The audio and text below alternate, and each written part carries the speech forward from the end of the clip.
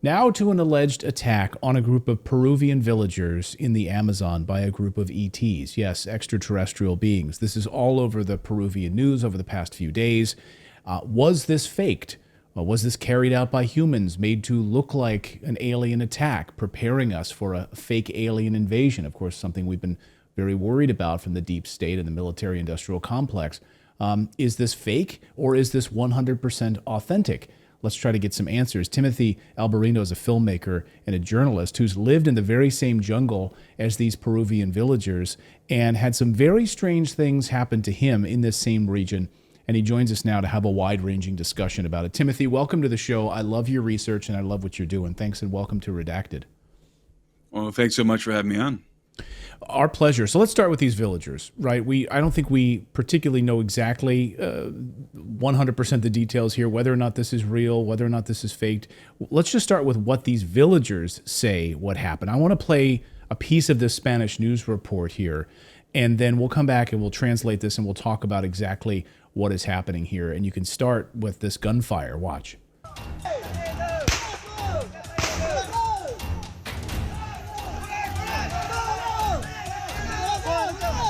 Se trata de habitantes de la tribu Iquitu del distrito de Alto Nanay en Loreto, quienes denuncian ser víctimas de violentos ataques por parte de seres desconocidos.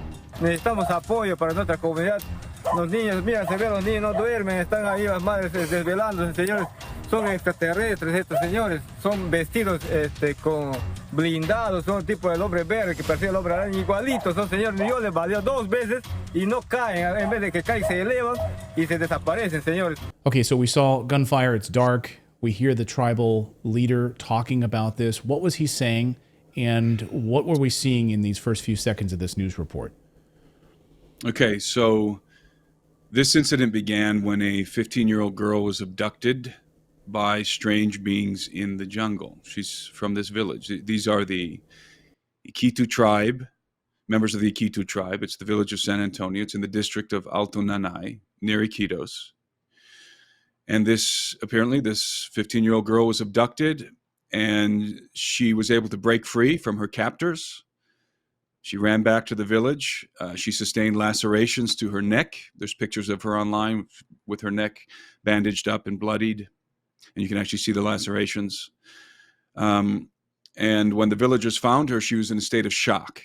I read that she was in shock for a few hours, couldn't talk. She was just terrorized, absolutely terrorized by whatever had happened to her. And at first, I think the villagers, they didn't know what happened to her. They assumed that whoever had attempted to abduct her were human perpetrators, and so they grabbed their guns and they started running through the jungle looking for these individuals. And instead of finding human beings, what they encountered ostensibly were these strange entities, which the villagers themselves are calling extraterrestrials, definitively. They're very unambiguous about this. And in that video, that's what that gentleman is saying. He is the leader of the tribe in that particular village. And they've been terrorized not just one day, but ongoing for weeks. And this has been happening primarily at nighttime. He said that they're not sleeping. The videos that have surfaced show these guys shining their flashlights around the trees that surround the village. They're shouting. They're obviously in a genuine state of terror. All the women and children are huddling together in the middle of the village as the men are walking around the perimeter with their guns and flashlights, and they're firing at something in the jungle. They've got shotguns, they've got rifles, and they're shooting at something in the jungle. And according to these gentlemen, these villagers, what they're seeing are 7-foot-tall entities that are arrayed in silver armored bodysuits. The gentleman makes reference to the Green Goblin from Spider-Man. And what he means is that in the same way that character in that movie had that bodysuit with armor on it. Right. That's what he's talking about, in a mask. Sometimes they're saying these entities have a mask. Sometimes they're saying also that they're dressed in cloaks with hoods. But I think they're referencing to the legend of the pelacaras, the face peelers, who approach these villages and try to abduct people, and they're often dressed in cloaks. They're saying that one of the interesting details is that these entities apparently have discs on the bottom of their shoes that project a red light, and that enable them to float off the ground through the jungle about a meter off the ground, and they can also lift off into the air. So when the villagers fire at these entities, they see them, they shoot them. The entities are apparently bulletproof, and they disappear or they float off into the jungle. That's what they're saying. And the way that they're describing these entities disappearing is reminiscent of the Predator from the movie, where they sort of disappear, but you can kind of still see them moving around. And in fact, there's videos of the villagers flashing their flashlights, and they actually in one video, they see the entity that appears to be behind a tree up in the sky, either sitting in the tree or floating behind it, and they put the flashlight on it. And I think, now of course this is subjective, but I think you can actually see the entity. It moves its head and it looks like a large gray alien. And it has that bulbous head with the large almond-shaped black eyes. In fact, you can even see the flashlight shining off of the eyes, and it slightly moves its head around. And I believe that is actually what these natives are encountering, and what they're shooting at are these beings that they're seeing with their flashlights at nighttime. So I don't know what exactly is occurring there. I can't confirm or deny any of it, but I will tell you this. The villagers were so distraught that they demanded the presence of the Navy to come and help them with this problem, to protect them, to defend them against whatever this is that's attacking them. They haven't been getting sleep. They've been staying up all night, the men, in a state of vigilance. And they're very distraught. I mean, that is for sure. Whatever's going on, these people are very disturbed by what's happening. The Navy showed up. The police were on the scene. They did an investigation. And what did they conclude? I believe today, the Peruvian press, by the way, has been taking this very seriously. I was going to say, in a lot of the reports I've watched out of Peru, you'd think that they would do it how the United States does it, sort of jokingly. They'll play X-Files music, behind it. They'll say, now to a funny story in Las Vegas where a group of people think they saw aliens in their backyard. They didn't handle it that way at all. The Peruvian press across the board has been treating this as very serious. Gravely serious. That's how they've been treating it. Interestingly enough, today there's an official narrative coming out. From the Peruvian government. From the Peruvian government, the Navy is saying we investigated and we've determined that it's minors. It's illegal minors. It's illegal minors. So there is a historical precedent for this. When the minors want to operate in a particular area, especially if there's a native tribe in the area who have legal right to the land, they'll try and scare them off, and they will use one of the many legends. There's many legends of different things in the jungle, paranormal stuff, and they will dress up and pretend that they're the Chukchuyaki, for example, and run around and try and scare the villagers away off of the land that they want to mine. And they're mining both on land, but primarily in the water. They dump mercury in the water. It's a very destructive form of mining, and it's illegal. And they have done that in the past, but like you said, they're not so sophisticated that they can float around in the jungle, A, and B, they're certainly not bulletproof. Right. And these miners are not going to continually harass a village that is shooting at them with rifles and shotguns. Right. And now with all the media attention, and they've been repeatedly, even despite the media attention, right? So you have cameras there now, and this has been happening in multiple locations. In fact, recently, it seems like about a month and a half to maybe 2 months ago, another report of this sort of pelicata story, this idea of the face peelers. A man's body is found right in, I don't know if it was in the water or nearby, with his face like entirely removed, almost like surgically removed. But you lived in these villages. You lived in this area of the jungle, and you experienced some pretty remarkable things as well. Can you talk a little bit about that? What you saw when you were Well, there? I can't go into detail because it would take a very long time, but let's just say that I've experienced paranormal activity in the jungle in those areas. And I've never taken ayahuasca, by the way. In fact, I dropped out of high school and moved to the Amazon when I was 18 years old. And I spent a lot of time in the jungle, and I lived with the villagers. I lived with with hunters and with lumberjacks, very, very close to this region, basically in the same jungle. And I know a lot about their legends. As I said, I've had my own experiences, not with this, not anything exactly like this, but different kinds of paranormal experiences. But what's interesting is this legend of the Pelacaras.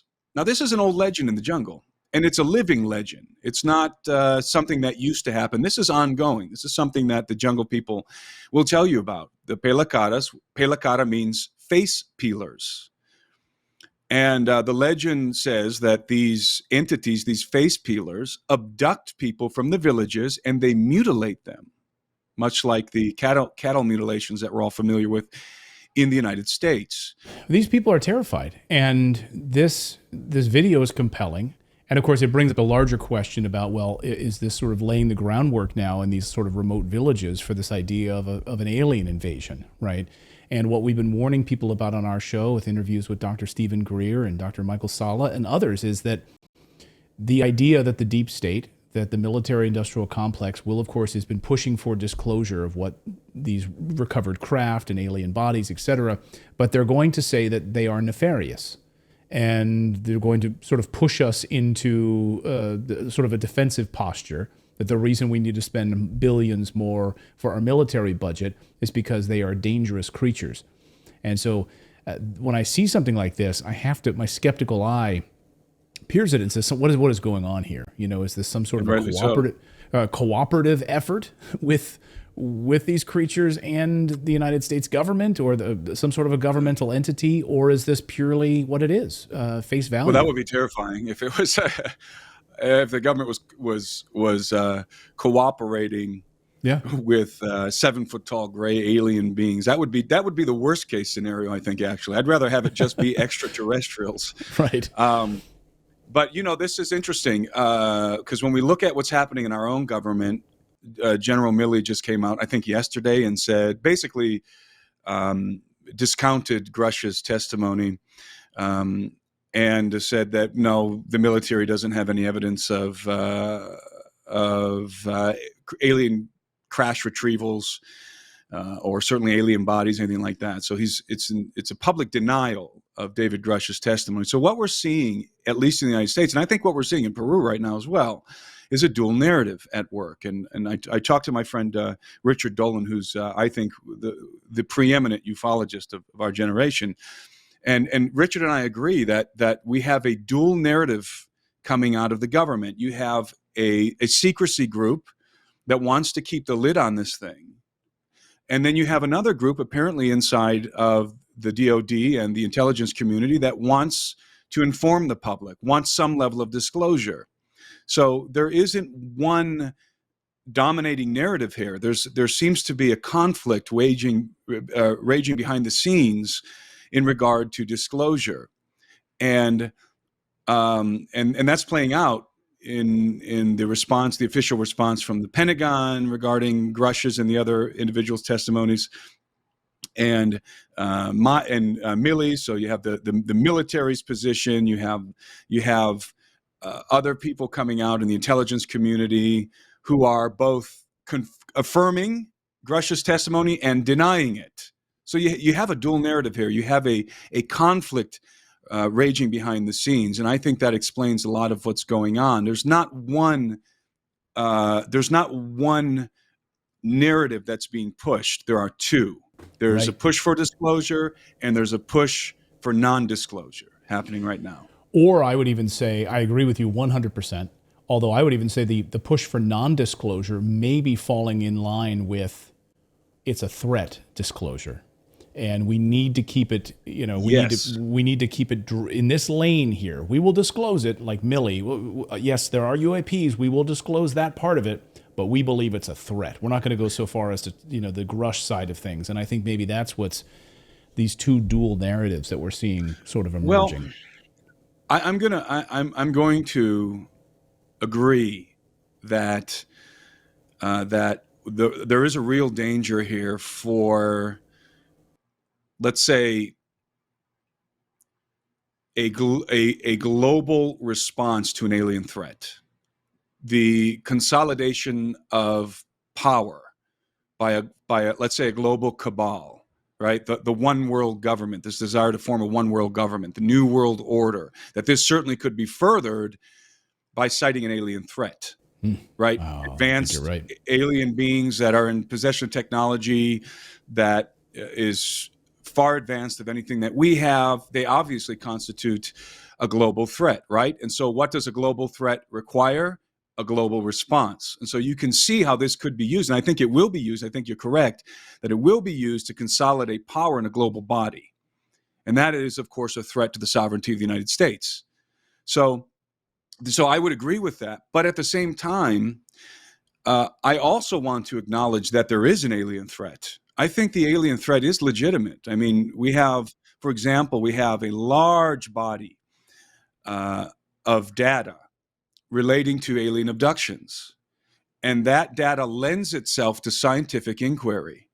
It has all the proof, all the evidence you would ever need to prove that the gray aliens exist in a court of law is in that body of data, the abduction phenomenon that's been going on for decades. And this is something that the government doesn't talk about. Believe me, this is the last thing the government wants to talk about, is the abduction phenomenon. The government wants to couch this conversation in anomalous phenomenon, right? Anomalous phenomena, lights in the sky, ambiguous things that we can't really figure out. And let's sort of try and figure this out together. That's where the government wants this conversation.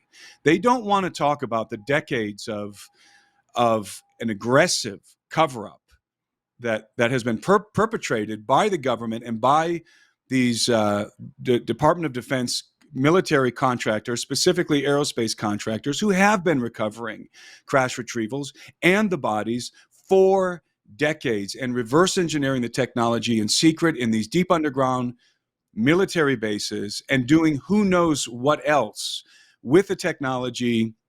And what is it that they know? What do they know about these entities? And I think, so I think there is a clear and present danger as it relates to these entities. That is real, but again, let me reiterate that also we need to be cautious because the global response is also coming, and that's also very real, and that's also very dangerous. The consolidation of power by a global entity to combat the alien threat. Well, I've been hearing from a number of insiders, I mean, over the past week, high-level insiders who are very concerned about what's coming. That's why we're doing this story. That's why we're covering this. And I hope that people will see this story and understand that we're approaching this with an open mind. We don't know what happened in that jungle. We're telling you what those villagers have said. We're telling you the history and the context of the situation there in that village and that jungle. And we're telling you the sort of larger geopolitical context of which this is unfolding right now. And if you're sort of ignoring it, I think you're just you're trying to compartmentalize the news, ignoring one of the major stories of our time. And really, I think that's a huge mistake. I think it's a huge mistake. I do too. And I'd like to add that, this incident that happened in the village of San Antonio with the Iquitu tribe, it did not happen in isolation. There have been, and always are, other incidents ongoing in this area. I mean, there's all kinds of UFO activity. People are always seeing UFOs. I've seen UFOs out here in this very same region of the jungle. And there's a handful of other incidents that have happened surrounding this particular incident. So this did not unfold in isolation. There's been sightings of strange beings by other people who are not associated with this tribe that have been unfolding for the last couple of months. And in different parts of this area, in different parts of the jungle, around in the vicinity of the city of Iquitos. So it's not specific to this tribe. So here again, we have a problem. The miners' explanation kind of falls apart because it's not localized to this tribe in this village. There's other things that have been happening. And in other parts of the jungle in Peru, also in Pucallpa, a couple of teenagers claimed recently that they were injured by a UFO that hit them with some kind of a laser or something. And these kind of stories, as I said, are always happening. I don't know why there's so much high strangeness that happens in the Amazon jungle, but it does. The darkness of it, the expanse of it, perhaps. The seclusion, the remoteness. Yeah. Fascinating stuff. And I was thrilled to have you on, Timothy. Continued great work. Many of our audience may have seen you on Ancient Aliens, of course, and continue the great work that you're doing there. I really appreciate it. Hope you'll come back. Hope you will be a frequent guest here on Redacted. Absolutely, and it's my pleasure. Thanks for having me on. Thank you so much for watching this segment here at Redacted. We are live every day at 4 p.m. Eastern Time, trying to share the stories that the mainstream media will not cover. You should also come over and join our community of Redacted Rebels over at redacted.inc. That's our private locals community where we can share exclusive content that we simply cannot share here on YouTube. Come over and join the rebellion together right now by going to redacted.inc. We'll see you next time.